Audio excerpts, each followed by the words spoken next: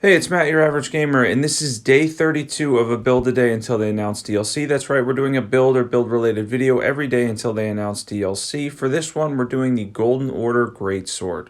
Now, the Golden Order Greatsword is very much part 2 of my last video with the Sacred Relic Sword because they scale quite similarly. The Ash of War scales very well with Faith, and it's very much a Faith weapon, obviously with the Holy damage, and then the Ash of War almost purely with the Faith stat. Now, you get the initial holy explosion when you use the Ash of War, and then you get a follow-up beam that does a lot of damage. It's actually quite good, the Ash of War, for this weapon. Unfortunately, it is holy damage in the most resistant type, but it is a fantastic weapon for its range and general damage to most bosses and enemies.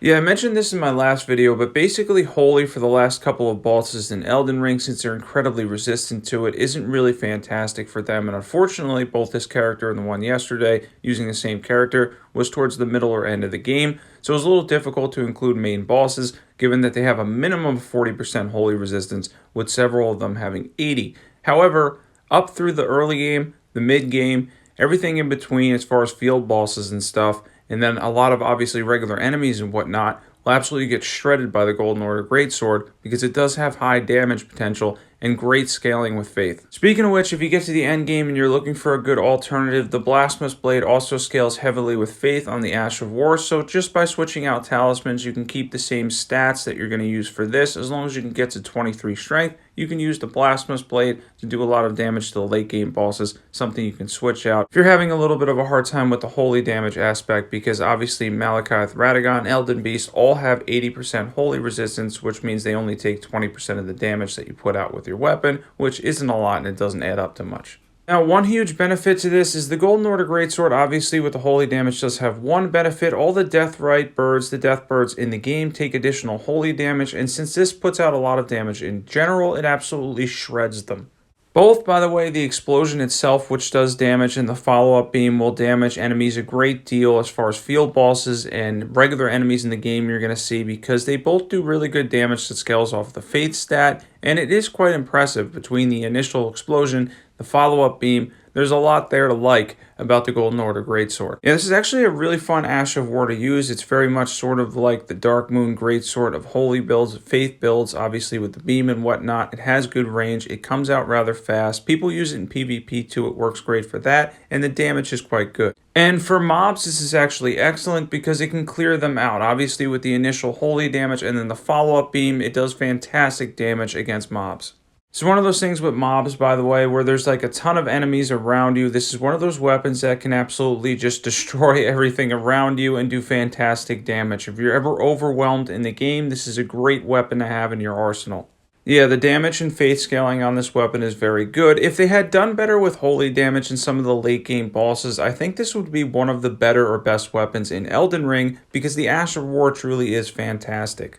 By the way, if you're not subbed and you love overpowered PvE builds, or you love From Software games, or you just want to be part of an awesome community, I left a Discord in the description as usual too. That community's been growing too. It's been awesome, but definitely be sure to sub. We're trying to make the really cool Elden Ring community. It's been really fun so far. And right now, we're trying to keep the game as interesting as possible by doing all these builds, by seeing how far we can go with the streak, which is at 32, I believe, today. So yeah, it's been kind of crazy keeping the game interesting as we wait for DLC, and I still think DLC is inevitable. By the way, for NPC invaders, this works fantastic because of the fact that obviously you have that initial holy explosion, and then you have the follow-up beam, both of which do massive damage to NPC invaders and can destroy them fairly quickly. Yeah, they don't last too long when you're able to use this because obviously that initial explosion and the follow-up beam both do fairly substantial damage, and obviously the resistances aren't as good as some of the main game bosses. I know, there's an octopi stuck in this door, but anyway, I just wanted to show this real quick. If you're having trouble and you need to farm these for anything, this actually does massive damage to the octopi in the game. I wasn't sure what that has to do with anything. I don't know whether holy damage does additional damage to them in general, but the beam itself, the explosion, all does fantastic damage and can clear them out very quickly. By the way, this is on Journey 5, and I would actually go on to dive from this Magma Worm once. He's actually pretty tough. He's got a ton of HP, and then I would go on to take him a second time, but he got distracted by the octopi like he normally does. If you're ever fighting this one magma worm, yeah, it tends to fight all of the octopi that are in the area. There's like 2 or 3 of them, and then you can see obviously the damage is pretty good. However, he's got decent resistances against most elements as well. Even so, takes pretty good damage from it. You can see the range on the Golden Order Greatsword is one of the big selling points for the weapon. Has very, very good range as well, and it can be used at a safe distance.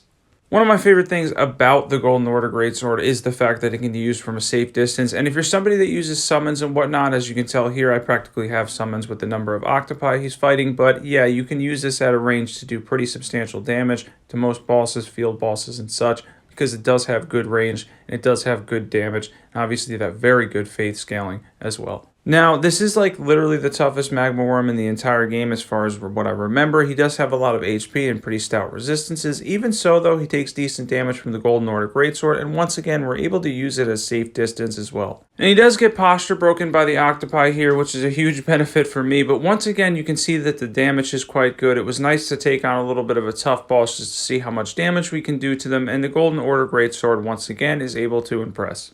Yeah, there weren't a lot of field bosses left on this character, and then taking this one on where you end up having to back up a little bit when you face him because that corner really isn't the best place to fight him, and he ends up being drawn out and distracted by the octopi, but it was able to at least show me how much damage we're able to do. And once again, if you need to farm them, this actually works fantastically for them. Let's get into equipment.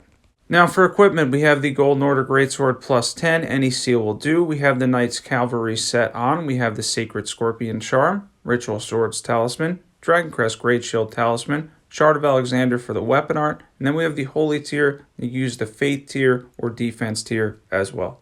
Now let's get into stats. So I did this on one of my 2 characters that's at level 200 currently, but this is very easy to do at 150. You're just going to go for 60 faith and the minimum requirements on the weapon. It's very, very easy to get comparable damage out of it. The Ash of War scales almost entirely with the faith stat.